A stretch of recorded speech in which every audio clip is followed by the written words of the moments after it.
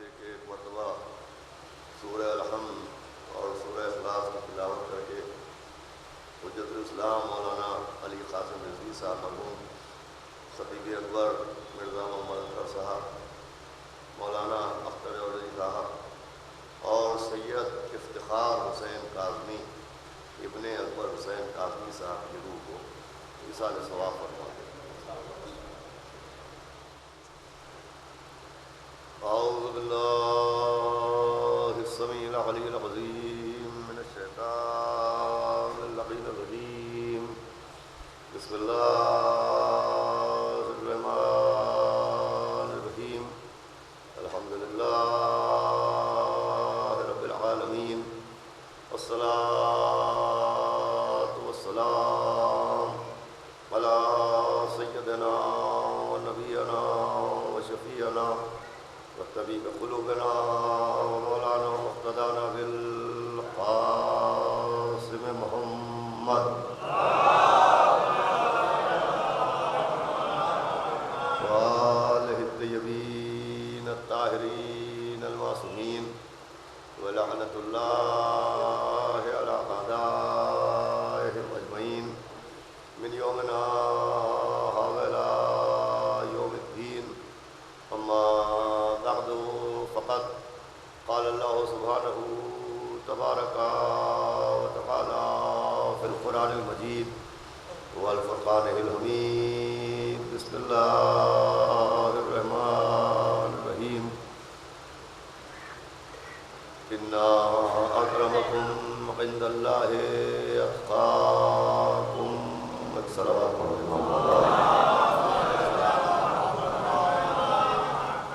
حضرات گرامی، یہ خمسہ مجالس جناب افتخار حسین صاحب کاظمی مرحوم کے ایصال ثواب کی غرض سے منعقد ہوا ہے، اور آج اس کی پہلی مجلس ہے۔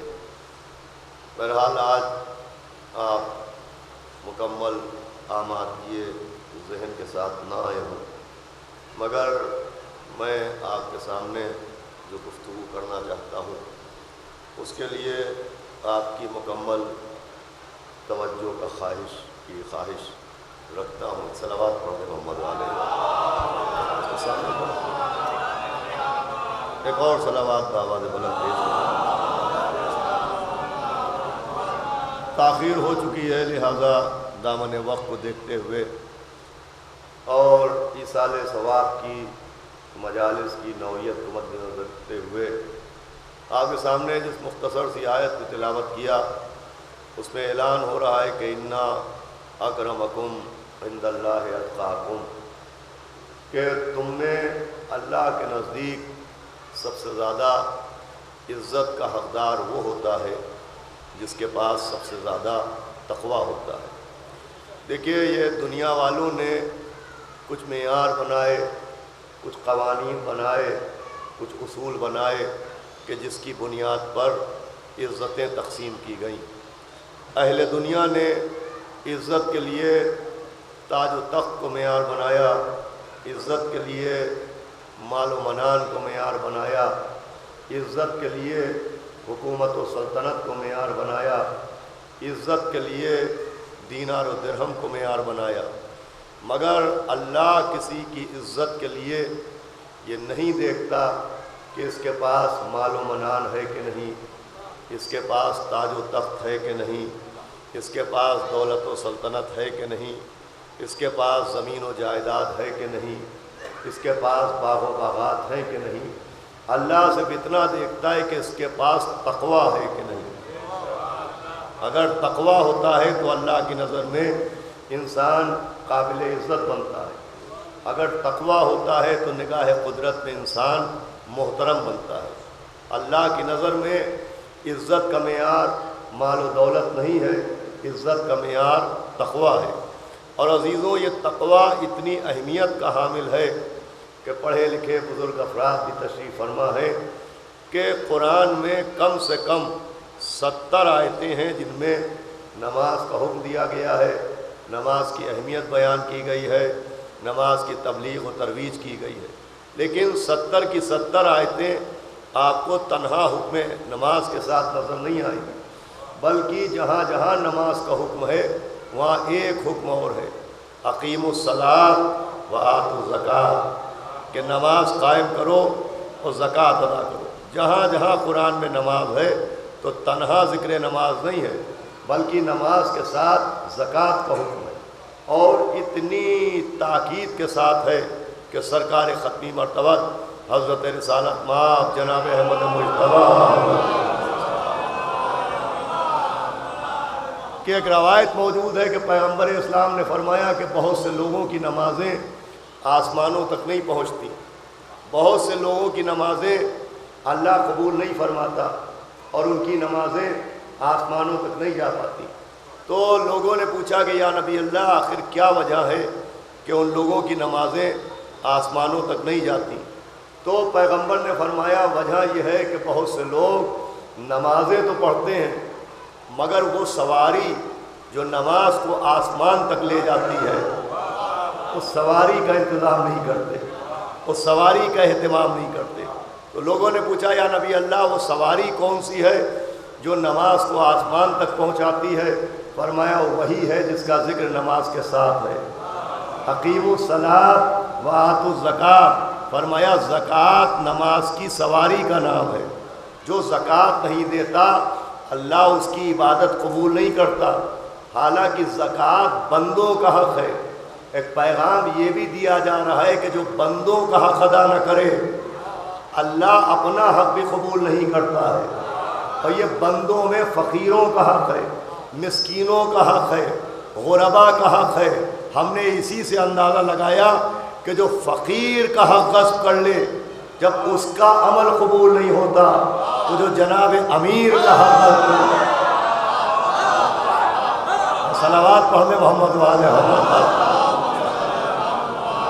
دیکھیے ہمارے کرتاس میاں ابھی یہ شکوہ فرما رہے تھے کہ لوگ بول نہیں رہے، بولیں گے انشاءاللہ، بولنے کی منزل آئے گی، اس لیے کہ یہ بولنا ابھی میں عرض کر رہا تھا ایک جگہ کہ بولنا ضروری ہے، ذاکر بھی بولے اور مجمع بھی بولے۔ اب اگر کوئی یہ پوچھتا ہے کہ صاحب یہ مجلس میں واہ واہ کی جائے یہ کہاں لکھا ہے، تو بھائی لکھا ہوا ہے، لکھا ہے کہ جب مولا کے فضائل ہوں تو واہ واہ کرنا چاہیے۔ آپ کہیں گے کہاں لکھا ہے، میں کہوں گا نہج البلاغہ میں لکھا ہے۔ صاحب نہج البلاغہ میں کہاں لکھا ہے؟ تو کھول کے پڑھیے نہج البلاغہ، اس پہ صاف صاف مولا علی کا قول ہے کہ بولو تاکہ پہچانے جاؤ۔ آئیے مولا عباس تراوی صاحب ادھر تشریف لے آئے۔ صاف صاف مولا علی کا قول ہے کہ بولو تاکہ پہچانے جاؤ۔ بھائی زبان صرف زبان نہیں ہے، ذریعہ عرفان ہے۔ زبان ہی کے ذریعے تو معلوم ہوتا ہے کہ بولنے والا جاہل ہے کہ عالم ہے، مہذب ہے کہ غیر مہذب ہے، ان پڑھ ہے کہ پڑھا لکھا ہے، باادب ہے کہ بے ادب ہے۔ جب خطیب بولتا ہے تو اس کے علم کا اندازہ ہوتا ہے، جب مجمع بولتا ہے تو علی کے عشق کا اندازہ ہوتا ہے۔ بھائی خطیب بولتا ہے تو اندازہ ہوتا ہے اس کے پاس علم کتنا ہے، جب مجمع بولتا ہے تو پتہ چلتا ہے دل کے خزانے میں علی کا عشق کتنا ہے۔ صلوات بھیجے محمد و آل محمد۔ اور بہرحال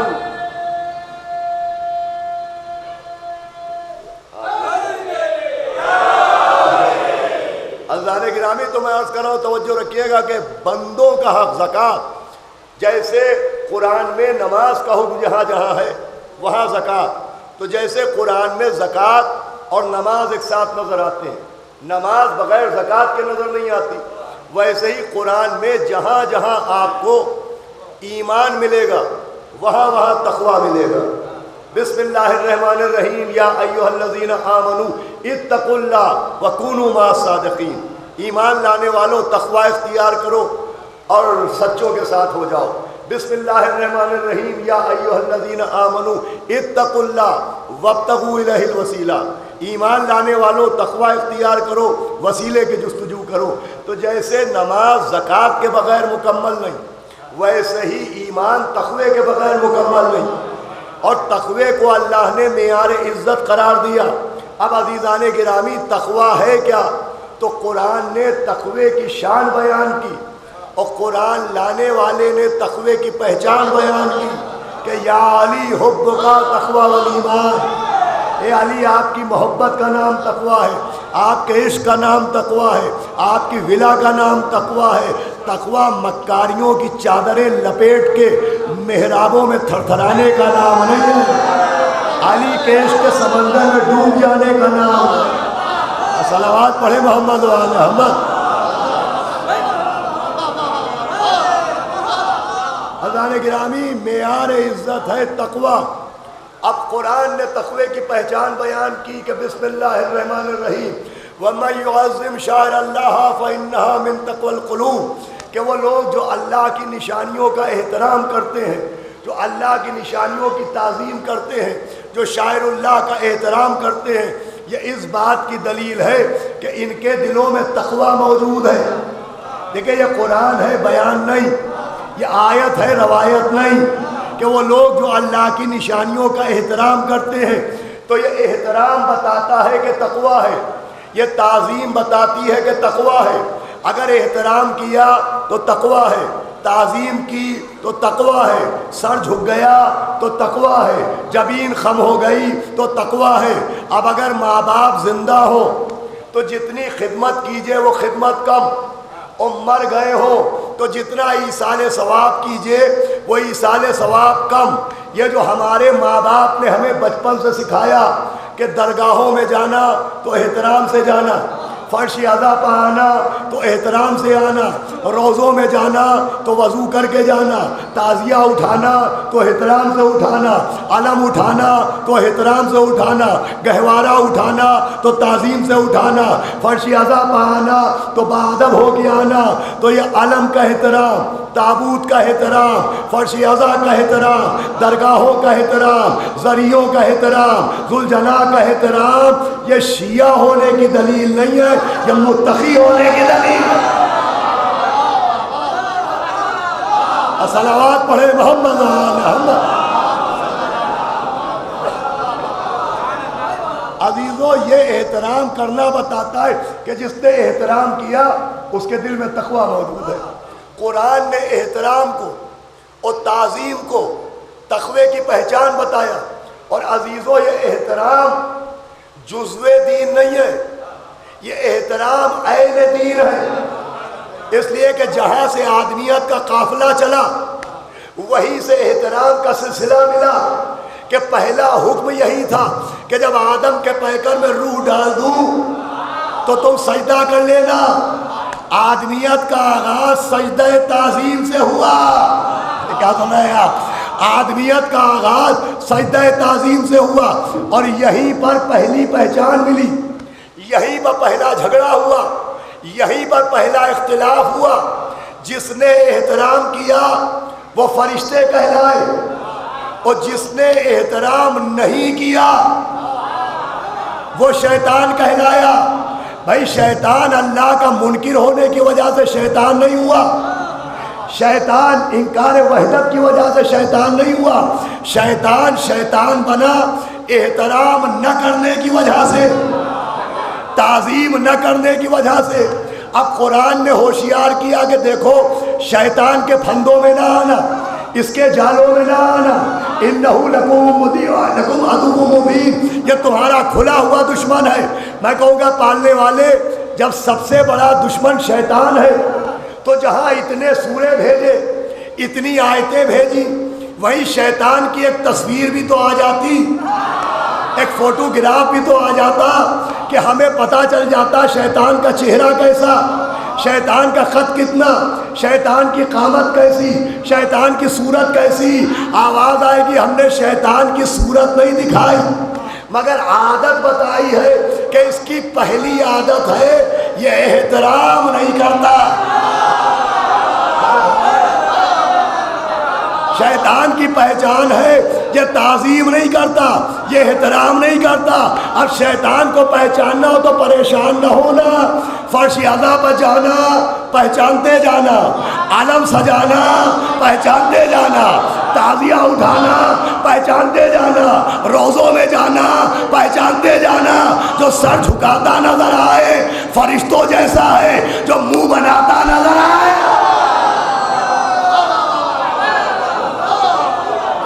اور صلوات بھیجے محمد محمد۔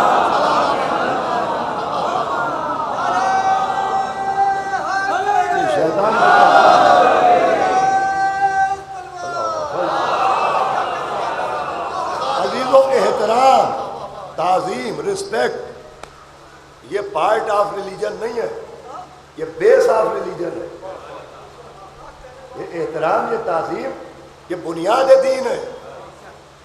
دین بھیجنے والا واجب الاحترام، دین لانے والے واجب الاحترام، دین بچانے والے واجب الاحترام، دین لانے والا اتنا محترم کہ اللہ نے ان کے احترام کی خاطر جسم پیغمبر بنایا مگر سایہ جسم نہیں بنایا۔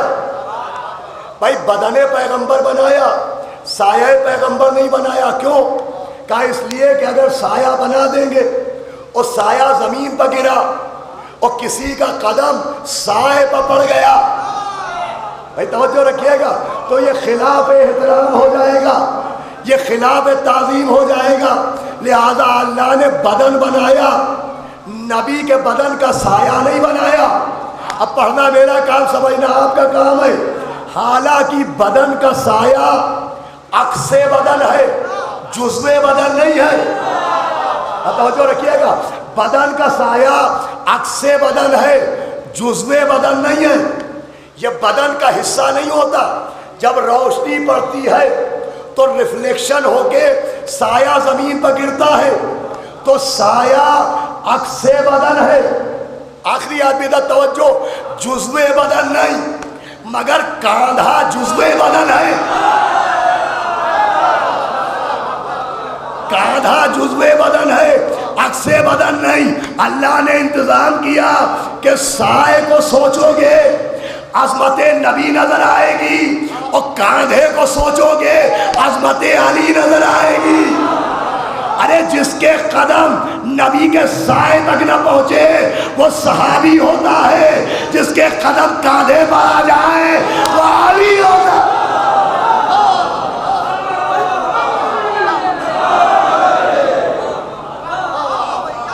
صلوات بھی پڑھ دے محمد محمد۔ عزیزوں، احترام، اتنا احترام، دین بھیجنے والا واجب الاحترام، دین لانے والے واجب الاحترام، اور دین بچانے والے واجب الاحترام۔ اتنے واجب الاحترام کہ یہ واقعہ ہماری قوم کا بچہ بچہ جانتا ہے کہ ماہ رمضان کی 15 تاریخ تھی، خانہ بطول تھا، آمد سبت رسول تھی، یعنی روز ولادت حسن سبز قبا امام حسن مجتبی علیہ السلام۔ کس سے بہتر بآواز بلند صلوات پڑھے توجہ فرمائیے گا۔ 15 ماہ رمضان تھی، خانہ بطول تھا، آمد سبت رسول تھی۔ یہ واقعہ بچہ بچہ جانتا ہے کہ مولا حسن دنیا میں آئے اور نبی نے فرمایا لاؤ میرے نواسے کو میری گود میں دو۔ تو کنیز نے کہا حضور رکے، ٹھہریں، ابھی اسے غسل دے دے، ابھی اسے پاک کر دے، ابھی اسے نہلا دے، پھر آپ کی گود میں دیں گے۔ تو وہ اللہ کا نبی جسے پتھر مارے گئے غیظ نہ آیا، کنکریاں ماری گئیں غیظ نہ آیا، ساحر کہا گیا غیظ نہ آیا، دیوانہ کہا گیا غیظ نہ آیا، ابتر کہا گیا غیظ نہ آیا۔ لوگوں نے دیکھا کہ آئینہ چہرہ رحمت للعالمین میں غیظ و غضب کے بادل منڈلانے لگے، اور نبی نے فرمایا تو اسے پاک کرے گی جسے اللہ نے پاک کر کے بھیجا ہے۔ یہ کوئی نئی بات نہیں ہے، اس واقعے کو قوم کا بچہ بچہ جانتا ہے کہ نبی نے فرمایا تو اسے پاک کرے گی جسے اللہ نے پاک کر کے بھیجا ہے۔ آپ نے سبحان اللہ بھی کہا، آپ خوشبو ہوئے، آپ نے داد بھی دی۔ مجھے بتائیے یہ ناراضگی کی کون سی بات تھی؟ جو نبی ناراض ہوئے تو یہ موقع غیظ و غضب تھا کب؟ اس لیے کہ کنیز نے جو کہا وہ قیاس نہیں ہے، کنیز نے جو کہا وہ خیال نہیں ہے. یہ جو کنیز نے کہا پہلے غسل دے دوں، یہ نبی کی لائی ہوئی شریعت کا ایک مسئلہ ہے. یہ خود پیغمبر اسلام کا ایک حکم ہے کہ جب بچہ پیدا ہو تو پہلے اسے غسل دیا کرو، اسے پاک کیا کرو. یہ نبی کی شریعت ہے، یہ حکم پیغمبر ہے، یہ حکم معصوم ہے. تو کنیز نے کوئی قیاس نہیں سنایا، کوئی خیال نہیں سنایا، نبی کے سامنے نبی کی شریعت کا مسئلہ سنایا. تو ہونا تو یہ چاہیے کہ نبی داد دیتے، جزاک اللہ کہتے، سبحان اللہ کہتے، پیٹ ٹھوکتے، لیکن نبی نے نہ دی داد، نہ دیے دینار، نہ ٹھوکی پیٹ، نہ کہا جزاک اللہ. نبی ہو گئے ناراض. میں کہوں گا یا نبی اللہ، یہ شریعت سنا رہی ہے، ناراض کیوں ہوئے؟ آواز دیں گے شریعت سنانے پر ناراض نہیں ہوں، بے موقع سنانے پر ناراض ہوں. توجہ رکھیے گا، بے موقع سنانے پر ناراض ہوں. اس نے شریعت سنائی مگر معصوم کے مقابلے میں سنائی. میں نے ناراض ہو کے قیامت تک کے مبلغین شریعت بے عقیدت کو ایک پیغام دیا ہے کہ شریعت کی عینک سے اہل بیت کو نہ دیکھنا، اہل بیت کی آنکھوں سے شریعت کو دیکھنا. صلوات پڑھ دے محمد و آل محمد. بڑا اہم پیغام ہے جو دینا ہے کہ شریعت کے چشمے سے اہل بیت کو نہ دیکھنا، اہل بیت کی آنکھوں سے شریعت کو دیکھنا. اس لیے کہ شریعت کو یہ رائج کرنے والے ہیں، شریعت ان کے احکام و افعال و اعمال و اقوال کی محتاج ہے، یہ شریعت کے محتاج نہیں ہے. ان کی آنکھوں سے شریعت کو دیکھنا، شریعت کی آنکھوں سے ان کو نہ دیکھنا. اب اکثر و بیشتر کچھ کنفیوژن پیدا ہوتے ہیں، اور اس لیے کہ اکثر و بیشتر ہم تحفۃ العوام رکھتے ہیں، تخلیق کرتے ہیں، توضیح المسائل رکھتے ہیں، اور اس میں ایسے مسئلے بھی نظر آتے ہیں کہ اگر کالے کپڑے پہن کے نماز پڑھی تو نماز پڑھنا مکروہ، خون نکالنا حرام، بدن کو نقصان پہنچانا خلاف شریعت. اس سے پیدا ہوتے ہیں سوال کہ شریعت تو یہ کہہ رہی ہے کہ کالے کپڑے پہن کے نماز پڑھنا مکروہ، شریعت کہہ رہی ہے خون بہانا حرام، اور آپ کالے کپڑے پہنے گھوم رہے ہیں، آپ زنجیر لگا رہے ہیں، آپ ماتم کر رہے ہیں، آپ قما لگا رہے ہیں. تو اس کا مطلب شریعت اور ہے، حسینیت اور ہے. کیا شریعت اور حسینیت پہ تضاد ہے؟ تو دیکھیے آخری آدمی تک توجہ. شریعت جو کہہ رہی ہے وہ 100% صحیح کہہ رہی ہے، مگر اسلام پاگلوں کے لیے نہیں آیا، اسلام خبط الحواسوں کے لیے نہیں آیا، اسلام منہ کا لقمہ کان میں رکھنے والوں کے لیے نہیں آیا، اسلام جمعے کی نماز بدھ کے دن پڑھانے والوں کے لیے نہیں آیا. اسلام آیا صاحبان عقل کے لیے. ذرا عقل کے آئینے میں دیکھیے کہ شریعت جو کہہ رہی ہے وہ کس کے لیے کہہ رہی ہے؟ معصوم کے لیے یا امت کے لیے؟ امام کے لیے یا عوام کے لیے؟ ارے شریعت عوام کے لیے اور ہے، امام کے لیے اور ہے، ہمارے لیے شریعت ہے اور معصوم کے لیے شریعت ہے اور. آپ کہیں گے دلیل، تو دلیل یہ ہے کہ ہم نماز پڑھتے میں ہاتھ ہلائیں تو نماز باطل ہو جائے، وہ عالم رکوع میں انگوٹھی دے دیں تو آیت اتر آئے، ہمارا بچہ پشت پر بیٹھ جائے تو سجدے میں خلل پڑ جائے، ان کا نواسا پشت پر آئے تو سجدے کو طول ہو جائے. ارے ہم جس کمرے میں پیدا ہو وہ نجس ہو جائے، علی جس کعبے میں آئے.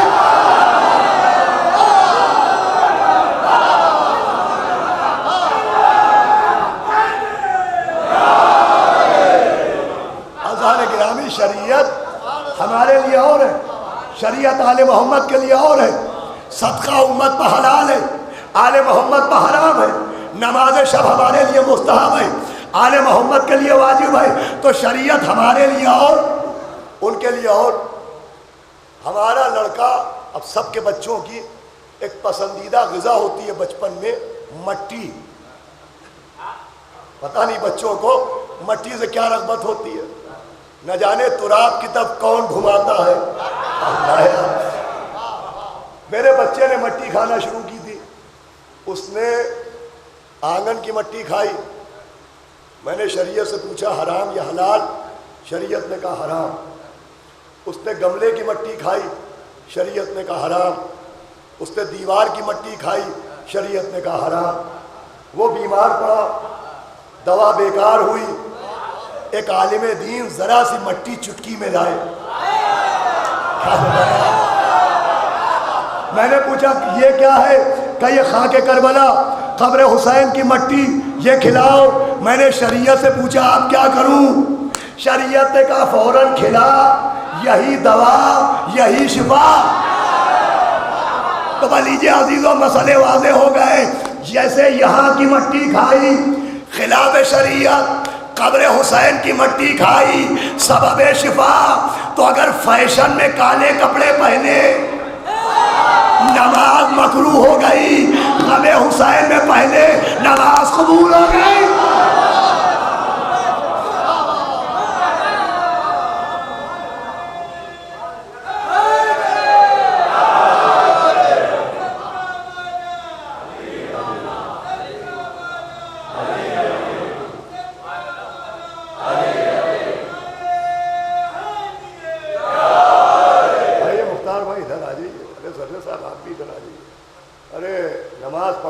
پڑھانے والے پہچانتے کہ صف اول کے نمازی کون ہے؟ صلوات بھیجے محمد والے محمد، صلوات اور بآواز بلند پڑھتے محمد۔ تو عزیزان گرامی، شریعت ہمارے لیے اور ہے، شریعت آل محمد کے معاملات میں اور ہے۔ یہاں کی مٹی کھائی خلاف شریعت، قبر حسین کی مٹی کھائی سبب شفا، تو اگر فیشن میں کالے کپڑے پہنے مکروہ، غم حسین میں پہنے مقبول، دنیا والوں کے لیے خون بہایا خلاف شریعت ہو گیا، مولا حسین کے لیے بہایا تو ماں کی طہارت کی ضمانت ہو گیا۔ صلوات بھیجو محمد ہمارے یہاں احترام، یہ بھی خلاف احترام ہے کہ شریعت کو ان کے مقابلے میں لایا جائے۔ تو عزیزان گرامی، دین عین احترام کا نام ہے، تقوی احترام کا نام ہے۔ میں عرض کر رہا تھا کہ یہ بارگاہوں کا احترام، یہ تعزیے کا احترام، یہ تبرک کا احترام، یہ شیعہ ہونے کی دلیل نہیں ہے، یہ متقی ہونے کی دلیل ہے۔ تو کہا صاحب قرآن نے شاعر اللہ کہا ہے، اللہ کی نشانیاں، اور اللہ کی نشانیاں صفا و مروہ ہیں۔ قرآن کہہ رہا ہے صفا و مروہ اللہ کی نشانی ہے، قرآن کہہ رہا ہے قربانی کے جانور اللہ کی نشانیاں ہیں۔ تو قرآن میں صفا و مروہ کو اللہ کی نشانی کہا، قرآن نے قربانی کے جانوروں کو اللہ کی نشانی کہا، قرآن میں علم کا نام کہا ہے، قرآن میں تعزیے کا نام کہا ہے۔ تو ہم تو صرف اس کا احترام کریں گے جس کا نام قرآن میں ہے، علم کا نام قرآن میں نہیں، تعزیے کا نام قرآن میں نہیں، زری کا نام قرآن میں نہیں، تو جس کا نام نہیں اس کا احترام کیوں؟ تو بھئی اگر نام کو بنیاد بنایا کہ شاعر اللہ وہ ہے جن کے نام قرآن میں ہو، تو پھر نبی اللہ بھی اتنا ہی ہوں گے۔ ارے پڑھے لکھے لوگ بیٹھے ہیں نا، جتنوں کے نام قرآن میں ہو۔ قرآن میں کتنے نبیوں کے نام ہیں؟ کا زیادہ سے زیادہ 25 یا 26۔ اور معنی کتنوں کو جاتا ہے؟ کا 1,24,000۔ تو اب بتائیے کیا کیجئے، شاعر اللہ کی فہرست بڑھائی جائے یا نبوت کی فہرست گھٹائی جائے؟ کیا کیا جائے؟ کہ صاحب شاعر اللہ کی پہچان نام سے نہیں ہوگی، شاعر اللہ، نبی اللہ کی پہچان، اللہ کے نبی کی پہچان نام سے نہیں ہوگی، عصمت سے ہوگی۔ تو جیسے نبی اللہ کی پہچان نام سے نہیں ہے، عصمت سے ہے، ویسے ہی شاعر اللہ کی پہچان بھی نام سے نہیں ہے، نسبت سے ہے۔ صلوات کا سہارا دے محمد بھائی۔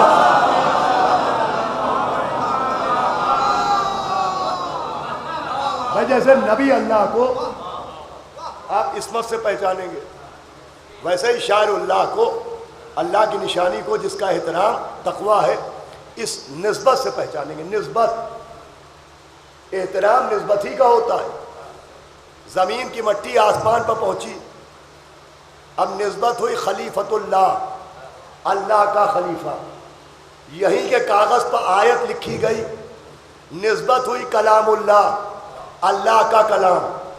یہی کی مٹی سے گھر بنا، نسبت ہوئی بیت اللہ، اللہ کا گھر، اللہ کی کتاب، اللہ کا کلام، اللہ کا نبی، اللہ کا رسول، اللہ کا گھر۔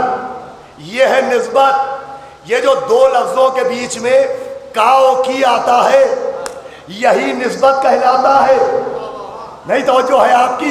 یہ جو دو لفظوں کے بیچ میں کاؤ کی آتا ہے، یہی نسبت کہلاتا ہے۔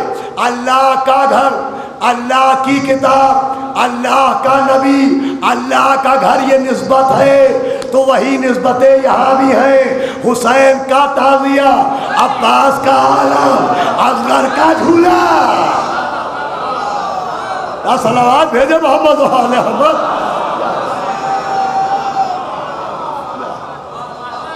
میں نے جان بوجھ کے، چونکہ ایام اعزا قریب ہے، اس احترام کے موضوع کو چنا ہے، اس لیے کہ ابھی ہمارے کچھ دوستوں نے فرمائش کی تھی، ہم نے میر محلہ کی مسجد میں ایک مجلس پڑھی تھی اسی احترام کے موضوع پر، ہم نے ایک بات کہی تھی کہ اس دور میں مجمع بڑھ رہا ہے لیکن احترام گھٹ رہا ہے۔ صلوات بھیجے محمد محمد۔ لہذا میں چاہتا ہوں یہ پیغام اس مجلس کے ذریعے آپ تک پہنچا دوں۔ تو یہ نسبت، مولا حسین کا تعزیہ، جناب عباس کا علم، یہ کہلاتی ہے نسبت۔ اور احترام نسبت ہی سے ہے کہ زمین کی مٹی آسمان پر پہنچی، نسبت ہو گئی خلیفۃ اللہ، اللہ کا خلیفہ۔ یہی کی لکڑیوں سے ایک کشتی بن رہی ہے، جناب نوح کشتی بنا رہے، سفینہ نجات، نجات کا سفینہ، جیسے حسین کا عزا خانہ۔ اذا میرے ساتھ رہیے گا، صلوات کا سہارا دے محمد۔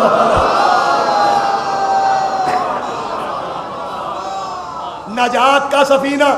اب دیکھیں نسبت کدھر ہوئی؟ پیڑ یہیں کے، لکڑیاں یہیں کی، آری یہیں کی، تعمیر جناب نوح نے کشتی نجات کی یہیں کی، لیکن نسبت کدھر ہوئی؟ سفینہ نجات، نجات کا سفینہ۔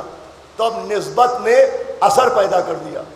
علامہ مجلسی لکھتے ہیں کہ جب جناب نوح ان لکڑیوں کو کاٹ رہے تھے تو جو برادہ گر رہا تھا تو وہ برادہ سونے اور چاندی کے ذروں میں بدل رہا تھا، اس لیے کہ نسبت بدل گئی۔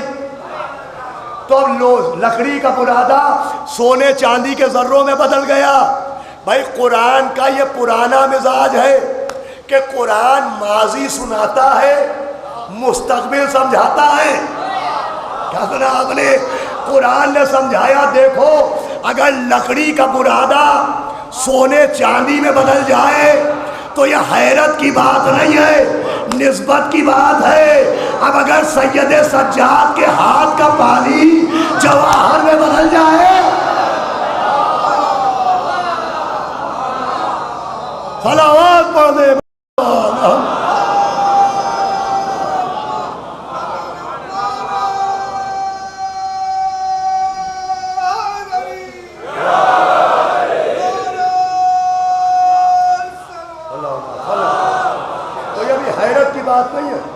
نسبت کی بات ہے، نسبت کی بات ہے۔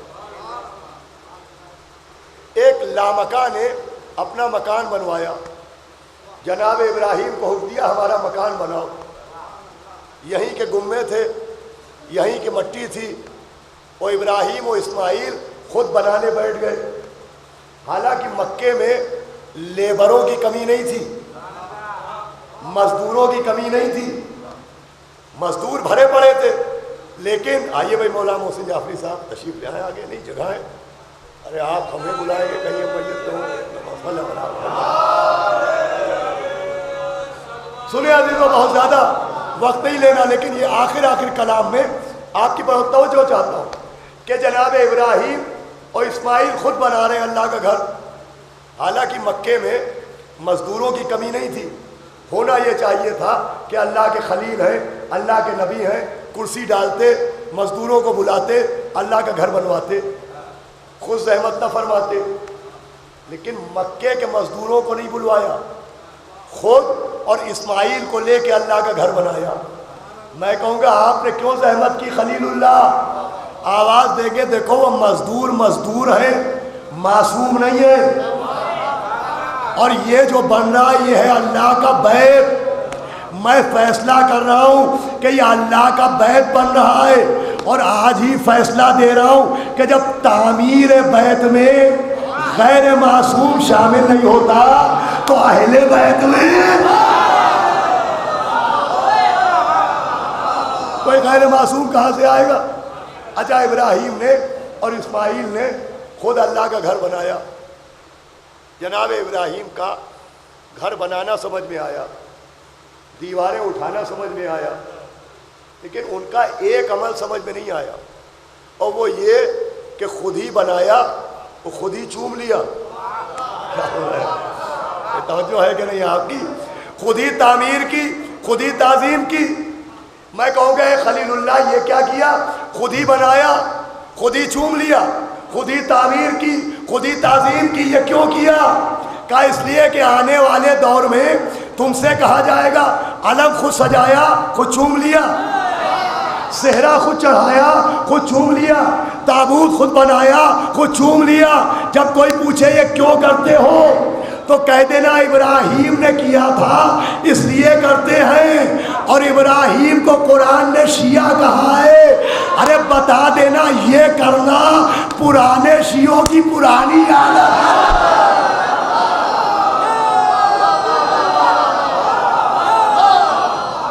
صلوات بھیجے محمد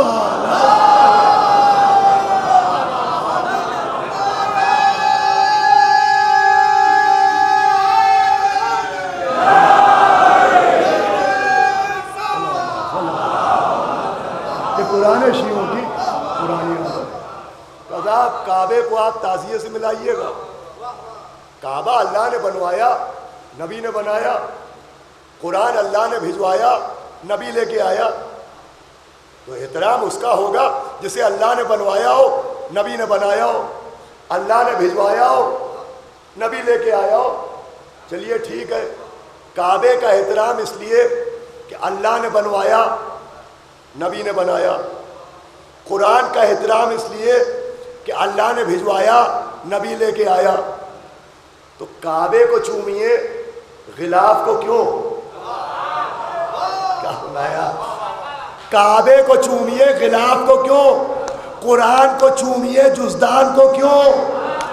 کہا صاحب دیکھیے کعبہ اللہ کی وجہ سے محترم, کعبے کا احترام اللہ کی وجہ سے, غلاف کا احترام کعبے کی وجہ سے, قرآن کا احترام اللہ کی وجہ سے, جزدان کا احترام قرآن کی وجہ سے. یہ ہے نسبت کی نسبت.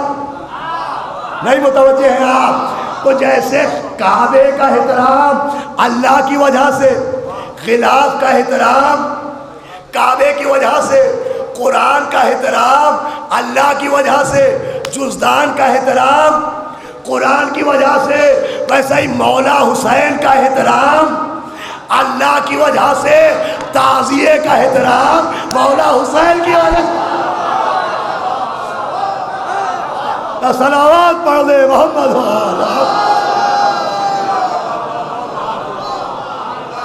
یہ نسبت کی نسبت کہ اگر محترم سے منسوب ہو جائے تو محترم, یہ قانون قرآن ہے, قانون دین ہے. کہ اگر محترم سے منسوب ہوا تو محترم. اب اس کا ایک رخ اور بھی ہے کہ اگر ملعون سے منسوب ہوا تو ملعون. وہی خانہ کعبہ جس کو چوما جاتا ہے اسی سے تھوڑی دور پر 3 پتھر ہیں. کہ یہ بڑا شیطان، یہ منجلا شیطان، یہ چھوٹا شیطان. عجیب بات ہے، ایک زمین ایک پتھر خانہ کعبہ کے سینے میں لگا ہے، وہ چوما جاتا ہے. 3 پتھر مارے جاتے ہیں. شہر ایک ہے، پتھر 4. 3 کو مارا جائے، چوتھے کو چوما جائے. ارے بھیا بڑا ظلم ہے. مکے میں کیا جائے تو حج ہے، لکھنؤ میں کیا جائے تو تبرع ہے. حلاوت ہے محمد محمد. بڑی ناانصافی، بہت عدالت کے خلاف بات ہے یہ. کہ یہ بڑا شیطان، یہ منجلا شیطان، یہ چھوٹا شیطان. کنکریاں اٹھاؤ انہیں مارو. ہم نے کہا یہ شیطان ہے. اور شیطان اتنا منکسر المزاج کب سے ہو گیا کہ لوگ مارتے رہے اور سر جھکا کے مار کھاتا رہے.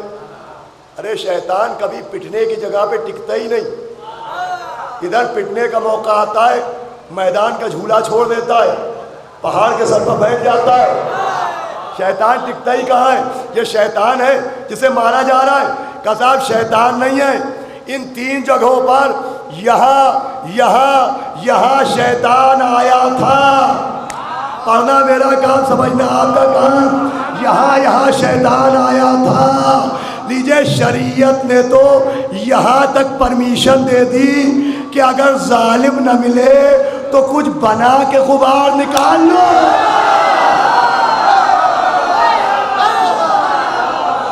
اب کوئی نہ پوچھے یہ نوی کا پتلا کہاں سے لائے.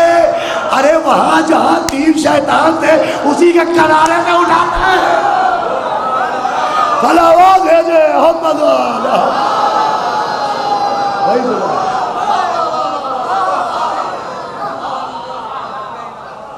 نسبت کی وجہ سے احترام ہے، نسبت کی وجہ سے تعظیم ہے، اور نسبت ہی کی وجہ سے توہین ہے. بس تمام ہو رہی گفتگو نسبت. احترام کا سبب نسبت ہے. منسوب ہو جائے محترم سے تو شے منسوب محترم ہو جاتی ہے. اور پھر اتنا احترام کہ جناب موسیٰ کی قوم سے کہا گیا کہ اگر چاہتے ہو کہ اللہ تمہیں معاف کرے تو باب حتہ میں داخل ہو اور حتہ کہو اور باب حتہ پر سجدہ کرو اور حتہ کہتے ہوئے اندر آؤ، اللہ تمہیں معاف کر دے گا. قوم موسیٰ کے لیے قانون بنا تھا کہ شہر کا ایک دروازہ تھا جس کا نام تھا باب حتہ. حتہ کا مطلب ہوتا ہے معافی، مغفرت. قانون یہ بنا تھا کہ باب حتہ کو چومو، سجدہ کرو، حتہ کہو، اندر داخل ہو جاؤ. لیکن وہ قوم موسیٰ ہی کیا جو شرارت سے باز آ جاتی.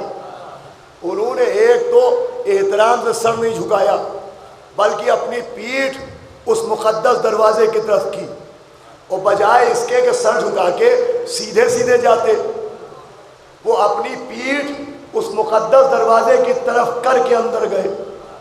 اللہ نے کہا آپ نہیں چھوڑیں گے. کیوں؟ کب مقدس مقام کی طرف پیٹھ کی. اس کا مطلب مقدس مقامات کو پیٹھ دکھانا خلاف احترام ہے. اب کوئی نہ پوچھے کہ صاحب روزوں میں جاتے ہیں سیدھے الٹے کیوں نکلتے ہیں؟ تو شریعت کو سمجھتے ہیں اس لیے نکلتے ہیں. ہمارے یہاں دوسرے انہوں نے حتہ نہیں کہا. حتہ کا مطلب ہے معافی. انہوں نے کہا ہنتا. ہمارے بڑے بھائی مولانا عباس قرابی صاحب، مولانا محسن صاحب، مولانا رحمت صاحب، کرتاس میاں پڑھے لکھے افراد بیٹھے ہوئے ہیں. حتہ کا مطلب ہوتا ہے معافی. انہوں نے حتہ نہیں کہا، وہ کہا ہنتا. حتہ اور ہنتا میں فرق ہے. حتہ کا مطلب ہوتا ہے معافی اور ہنتا کا مطلب ہوتا ہے روٹی. اللہ نے کہا معافی مانگو، وہ روٹی مانگنے لگے. حتہ اور ہنتا میں ایک نقطے کا فرق ہے. انہوں نے ایک نون کا نقطہ بڑھا دیا، اللہ نے عذاب بھیج کے ایک نقطہ سمجھا دیا کہ جو نون کا نقطہ بڑھائے وہ تو عذاب سے بچتا نہیں، جو با کا نقطہ ہٹائے اب یہ واقعہ ہو گیا قوم موسیٰ میں، اور یہ آیتیں نازل ہوئی قرآن میں، تو اصحاب پیغمبر نے کہا یا نبی اللہ، وہ لوگ تھے تو بڑے بدتمیز لیکن قسمت کے دھنی تھے کہ اللہ نے بڑا آسان طریقہ بتایا کہ دروازے پاؤ، چومو، ہتا ہتا کہو، اندر آ جاؤ، ہم معاف کر دیں گے۔ تو یا نبی اللہ ہمارے لیے بھی کوئی باب ہتا بنا دیجئے۔ تو نبی مسکرائے، کہ بنانے کی کیا ضرورت ہے، وہ بنا بنایا ہے۔ کہا یا نبی اللہ کہاں ہے باب ہتا؟ فرمایا احمق، جو شہر علم کا دروازہ ہے، توجہ چاہتا ہوں، وہی باب ہتا ہے۔ حدیث موجود ہے کہ علی کی مثال باب ہتا جیسی، اے علی تیری مثال باب ہتا جیسی۔ تو مولا علی ہے باب ہتا، اور باب ہتا کا قانون یہ ہے کہ باب ہتا کو چومنا بھی ضروری، ہتا ہتا کہنا بھی ضروری۔ جب علی باب ہتا ہے تو ہم سمجھ گئے در علی کو چومنا بھی ضروری، علی علی کہنا بھی ضروری۔ صلوات پڑھ دے محمد۔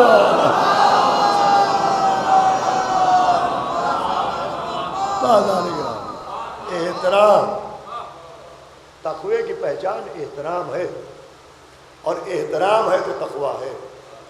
میرے نوجوانوں، میرے عزیزوں، یہ احترام بنیاد ہے، لہذا خوب ادائے امام حسین میں بڑھ چڑھ کے حصہ لیجئے، لیکن احترام کو ملحوظ خاطر رکھیے۔ میں پوسٹر لگانے والوں سے، محفل و مجلس کے، ان سے بھی گزارش کروں گا کہ پوسٹر یقیناً لوگوں تک پیغام محفل و پیغام مجلس پہنچانے کا ذریعہ ہے، لیکن اس کا احترام بہت ضروری ہے، اس لیے کہ پنجتن کے ناموں کے لیے، ائمہ معصومین کے ناموں کے لیے وہی حکم ہے جو قرآن کی آیتوں کے لیے حکم ہے۔ صلوات پڑھے محمد صلی اللہ علیہ وسلم۔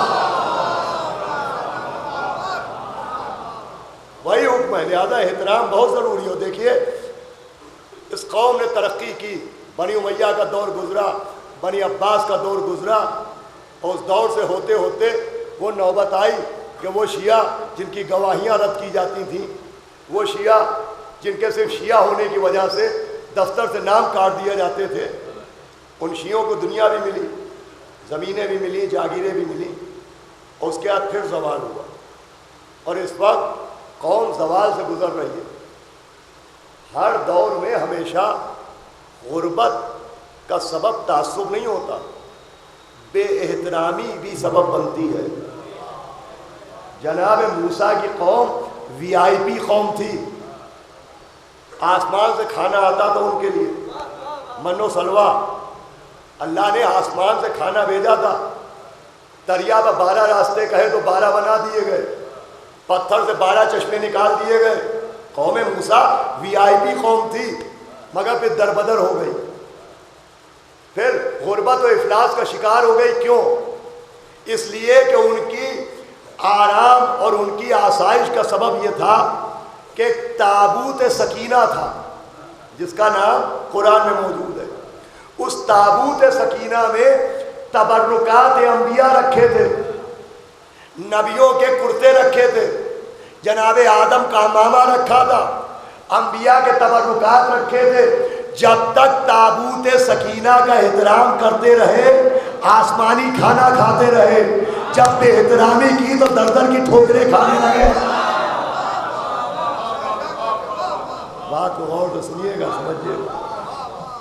جائیے درگاہوں پہ، جائیے روزوں پر، اٹھائیے علم، سجائیے تابوت، مگر احترام کو ملحوظ خاطر رکھیے۔ بے احترامی نہیں چلنے والی ہے، بے احترامی نہیں چلنے والی ہے۔ بے احترامی بہت طریقوں سے بے احترامی ہوتی ہے۔ اگر بے پردگی کے ساتھ بارگاہوں میں آیا جائے، یہ بھی بے احترامی ہے۔ بے وضو ائمہ معصومین کے نام چومے جائیں، یہ بھی بے احترامی ہے۔ بے احترامی کے بہت سے طریقے ہوتے ہیں، یہ بھی بے احترامی ہے۔ لہذا احترام کو ملحوظ خاطر رکھیے، اس لیے کہ سارا جھگڑا احترام و بے احترامی کا ہے۔ آل محمد پر جو ظلم ہوا وہ ظلم نہیں ہے، وہ اہل بیت کی بے احترامی ہے کہ جن کے لیے عید کے دن جنت سے کپڑے آئے، ان کے جسم پر گھوڑے دوڑا دیے گئے، جس کو دیکھ کے نبی اپنی مسجد چھوڑ کے کھڑے ہو جائیں، زہرا بھرے دربار میں حق مانگ رہی ہے، اس قوم کے رونے کو یہی بات پڑی۔ عزیزوں، اس احترام کو کبھی نہ جانے دیجیے گا، اور یہ بھی بے احترامی ہے۔ دیکھیے، کچھ شریعت میں احکام ہیں، ان کا انکار نہیں ہے، لیکن مجبوری کے لیے کچھ شریعت میں احکام دیے گئے، لیکن مجبوری کے احکام کو حالت اختیار میں رائج کرنے کی کوشش نہیں کرنا چاہیے۔ پڑھے لکھے لوگ بیٹھے ہیں، میں کچھ عرض کر رہا ہوں، کچھ شریعت میں مجبوری کے احکام ہیں، لیکن عالم اختیار میں ان کو رائج نہیں کرنا چاہیے۔ اب اگر شریعت میں کہیں پر کچھ ایسے احکام مل رہے ہیں کہ نجاست کے عالم میں یہ آیتیں پڑھی جا سکتی ہیں، نجاست کے عالم میں یہ سورے پڑھے جا سکتے ہیں، تو وہ مجبوری کے احکام ہیں، انہیں عزاداری پر حاوی نہ کیجیے۔ مجھے اس بات کو جو میں کہہ رہا ہوں، ہماری ماں بہنیں بیٹھی ہیں، بہت احتیاط سے میں عرض کر رہا ہوں، اس لیے کہ کچھ احکام ہیں، مگر اس کو اختیاراً اجازت دے دینا کہ نہیں صاحب کوئی حرج نہیں ہے، کوئی حرج نہیں، بارگاہوں میں جا سکتے ہیں، نظر کا کھانا کھا سکتے ہیں، نجاست کے عالم میں نظر کھا سکتے ہیں۔ اجی نظر تو نظر ہے، شریعت یہ کہہ رہی کہ اگر نجاست کے عالم میں آپ کھانا کھایا تو کوڑ ہی ہو جاؤ گے۔ کیا یہ حکم ہے یہ شریعت میں؟ قبلہ بیٹھے ہوئے، لہذا اس بات کی تبلیغ نہ کیجیے، وہ احکام ہے۔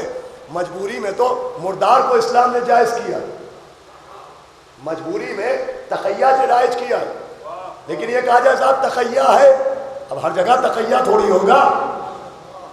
مردار کھانا جائز ہے، مگر ہر وقت کھانا جائز تھوڑی ہوگا۔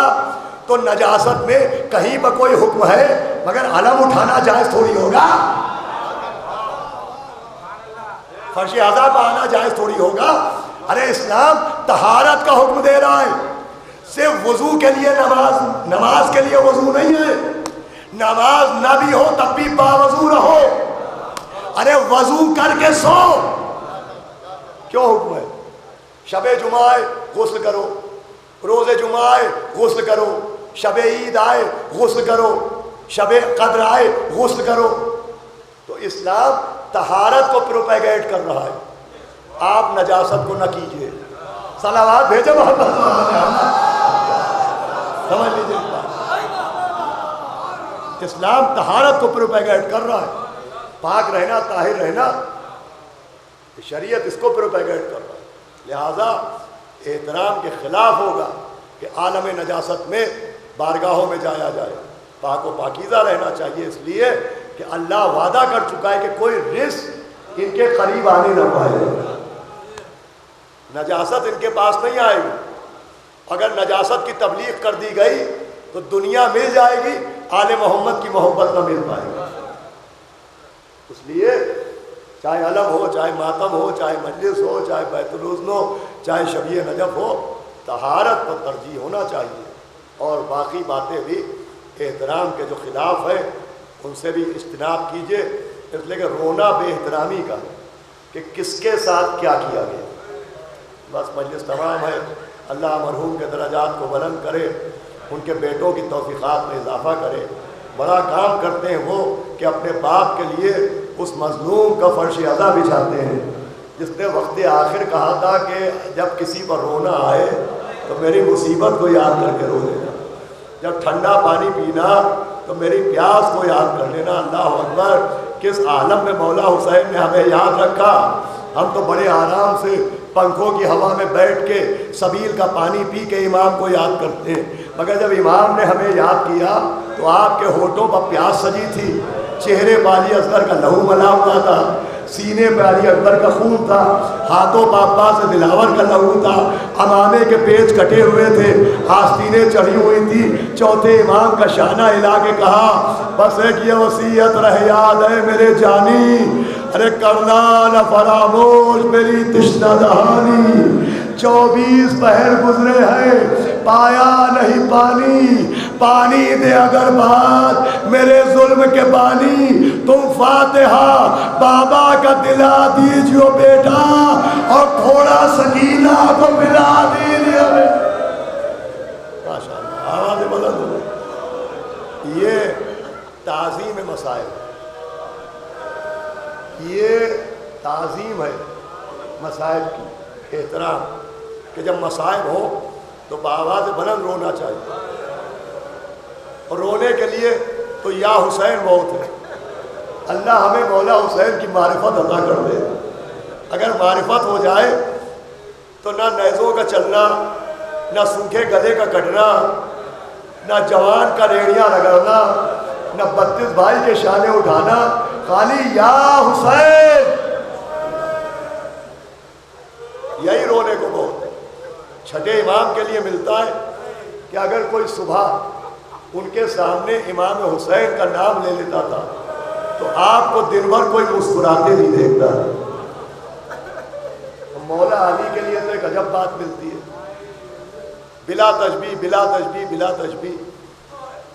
ایک نام تو بچے کا ہم وہ رکھتے ہیں جو قرآن سے نکلا ہو، تاریخی نام ہو، اور کچھ نام ہم بچوں کے محبت میں لیتے ہیں۔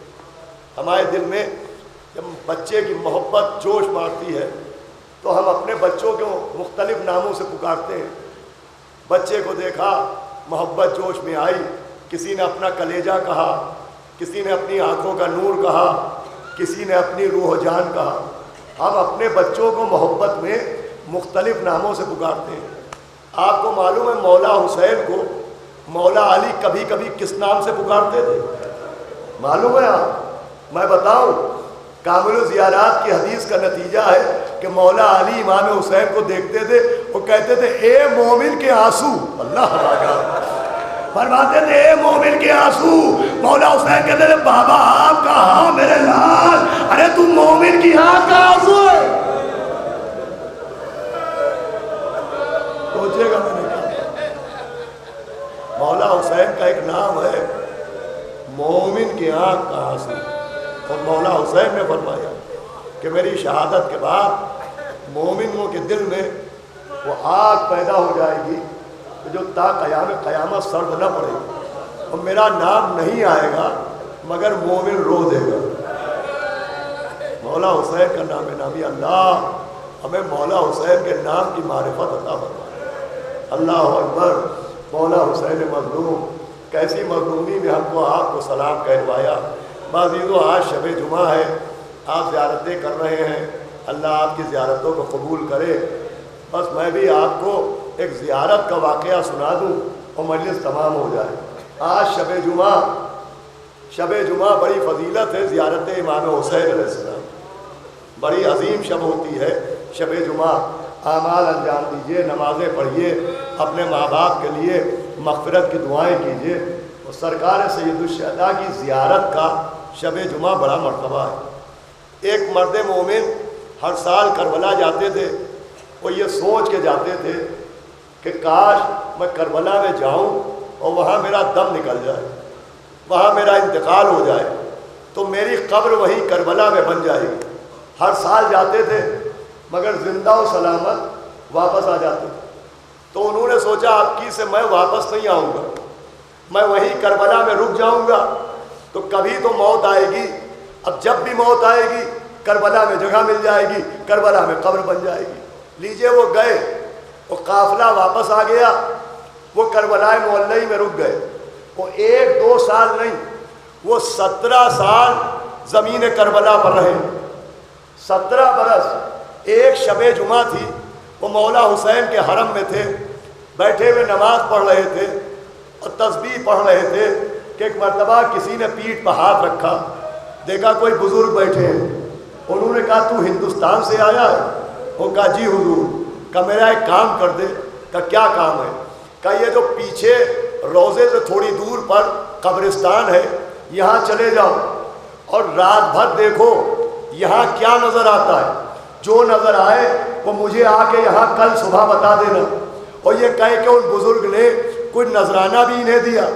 یہ حرم امام سے نکلے، کربلا کے قبرستان پہنچے اور بیٹھ گئے۔ رات گزرتی گئی، جب آدھی سے زیادہ رات ہو گئی تو انہوں نے دیکھا کہ کونے میں روشنی ہوئی. اب جو غور کیا تو دیکھا بہت سے جنازے آ رہے ہیں, بہت سی میتیں آ رہی ہیں. پھر قبریں کھودی گئی, جنازے اتارے گئے, قبریں تیار ہوئی, میتیں دفن ہوئی. ساری رات یہ منظر دیکھنے کے بعد یہ نماز فجر کے لیے پھر امام حسین کے حرم میں آئے, نماز پڑھی. وہ بزرگ ملے, انہوں نے کہا یہ بتا تو نے کیا دیکھا؟ کہا حضور میں نے دیکھا کہ ساری رات نہ جانے کہاں سے میتیں آئیں, وہ تدفین ہوئی, جنازے آئے, وہ قبریں بنی. ان بزرگ نے کہا تجھے معلوم ہے یہ جنازے کن لوگوں کے تھے؟ کہا نہیں میں یہ تو نہیں جانتا. کہ یہ جنازے ان لوگوں کے تھے جن کے دل میں تیری طرح حسرت ہے کہ اے کاش ہمیں کربلا کی زمین مل جائے, اے کاش ہماری قبر زمین کربلا کا بن جائے. چونکہ ان کے دلوں میں حسرت تھی لہذا ان کا انتقال اپنے وطن میں ہوا, مگر حسرت زمین کربلا نے انہیں زمین کربلا پر قبر دلوا دی. یہ کہنے کے بعد ان بزرگ نے کہا اب تو ہندوستان چلا جا, اور یقین رکھ تیرا انتقال وہاں ہوگا مگر قبر یہاں بن جائے گی. یہ سننا تھا کہ انہوں نے ہاتھ جوڑے, کہا مجھ سے ہندوستان واپس جانے کو کیوں کہہ رہے؟ کہا اس لیے کہہ رہا ہوں کہ تیرے وطن میں اب تیری بیٹی جوان ہو گئی ہے, اور تیری بیٹی مجھ سے رو رو کے کہتی ہے اے آقا آپ کو آپ کی بیٹی کا واسطہ میرے بابا سے ملا دیجئے, میرے بابا سے ملا دیجئے. آوازیں بلند ہے. آپ کی بیٹی آپ کی تمہاری بیٹی میری مجھ سے کہتی ہے کہ آپ کو آپ کی بیٹی کا واسطہ میرے بابا کو مجھ سے ملا. میں کہوں گا اے قتیل کربلا, اے ذبیح نینوا, اے 3 دن کے پیاسے, اے سید الشہداء, ارے ایک بچی کا رونا نہ دیکھا گیا. ہائے شام غریبہ, 4 برس کی سکینہ نیند آئے گی بوا آپ کی جب پاؤں گی بابا, میں رات کو مقتل میں چلی آؤں. اللہ اکبر, بس تمام ہو رہی ہے. شام غریبہ میں بی بی سکینہ کو کیسے دیکھا ہوگا, اور کیا عالم ہوا ہوگا. اور اس وقت مجلس تمام کہ جب مولا حسین کا سر اطہر تن مبارک سے جدا ہو چکا, لاش پر گھوڑے دوڑائے جانے لگے, خیموں میں آگ لگائی جانے لگی. راوی کہتا ہے میں نے دیکھا ایک چھوٹا سا بچہ خیمے سے نکلا, کبھی دائیں دیکھا کبھی بائیں دیکھا. کہتا ہے میں نے بچے سے پوچھا کسے دیکھ رہے ہو, تو بچے نے کہا کہ عباس دلاور کا لاشا کدھر ہے, سکینہ کے چچا کی میت کدھر ہے. وہ کہتا میں نے اشارہ کیا, وہ بچہ دوڑتا ہوا عباس دلاور کی لاش پہ آیا, اور پھر لاش کو ہلا ہلا کے کچھ کہہ رہا تھا. کہ میں سمجھا کہ بچہ پانی مانگ رہا ہے, لیکن اب جو کان لگائے تو بچہ لاش کو ہلاتا تھا. کہتا تھا عباس اٹھو, سکینہ کے تماچے لگ رہے ہیں, عباس زینب کی چادر چھن رہی ہے, عباس فاطمہ کی بیٹیاں بے مخلوق.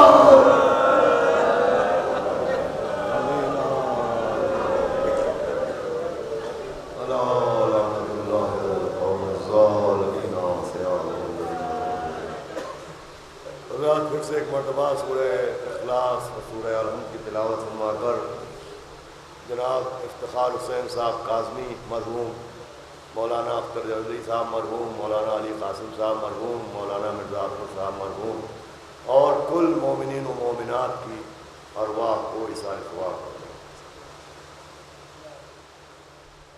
بسم اللہ.